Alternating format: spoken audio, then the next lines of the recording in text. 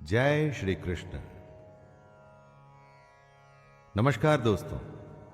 जिस तरह कहा जाता है कि नेकी कर और कुएं में डाल, उसी तरह से कर्म का ज्ञान कहता है कि कर्म कर और उसे भगवान को सौंप दे।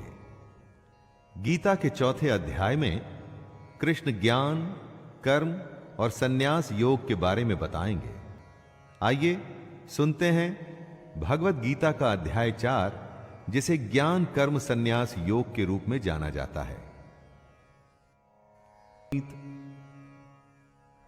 श्री भगवान बोले, मैंने इस कभी खत्म न होने वाले योग को सूर्य से कहा था। सूर्य ने यह जानकारी अपने पुत्र वैवस्वत मनु को दी और मनु ने अपने पुत्र राजा इक्ष्वाकु से कहा। श्री कृष्ण कौन थे दोस्तों? कृष्ण एक योगी थे। सृष्टि के आदि और अंत, बिगिनिंग और एंड, सब कुछ वो जानते थे। वो हर समय मौजूद थे और वो हमेशा ही मौजूद भी रहेंगे। योग अर्थात ज्ञान योग और कर्म योग, जिसका कभी नाश नहीं हो सकता। आखिर कहां से आया इस योग का ज्ञान?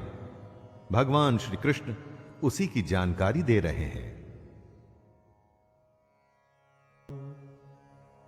हे परंतप अर्जुन, परंपरा चलती रही और कई राजर्षियों को इसकी जानकारी हो गई, लेकिन उसके बाद वह योग बहुत काल से इस पृथ्वी लोक में गायब हो गया।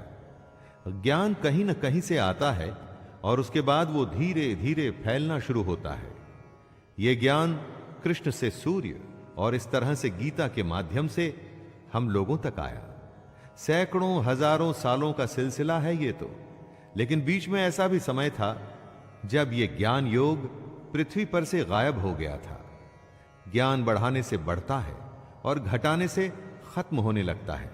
इसीलिए हम इस योग को, गीता के सार को, कृष्ण की बातों को आप तक ला रहे हैं।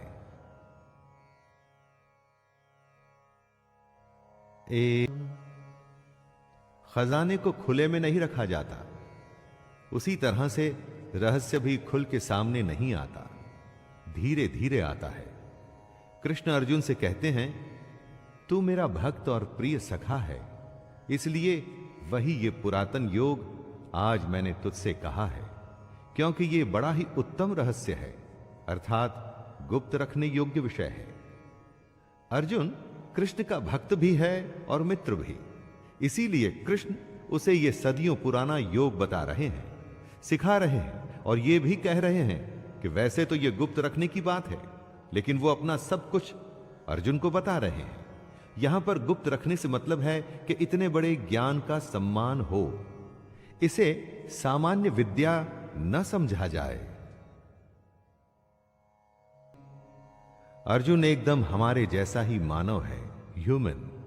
हमारे जैसे ही सवाल उसके मन में भी आते हैं। किसी भी बात को जादू की तरह मान लें कि सूर्य का जन्म तो असंख्य सालों पहले हुआ और कृष्ण यहां सामने खड़े हैं, तो कब यह योग सूर्य को बताया गया और कैसे? यही सवाल वो कृष्ण से कर रहे हैं। आपका जन्म तो अर्वाचीन, अभी हाल का है, और सूर्य का जन्म बहुत पुराना, अर्थात कल्प के आदि में ही हो चुका था। तब मैं इस बात को कैसे समझूं कि आप ही ने कल्प के आदि में सूर्य से योग कहा था? यहां पर अर्जुन कृष्ण पर शक नहीं कर रहा, वो समझना चाहता है कि जो भी हुआ वो कैसे हुआ।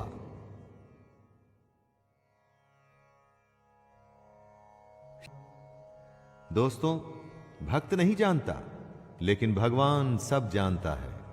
साधक मतलब कि साधना करने वाला ये नहीं जानता, लेकिन महापुरुष सब कुछ जानता है। जो आंखों से दिखता है वो तो सब जान सकते हैं, इसमें विशेष क्या हुआ, स्पेशल क्या है? जो अव्यक्त है यानी अनएक्सप्लेन्ड है, उसे सिर्फ ज्ञानी और महापुरुष ही जानते हैं।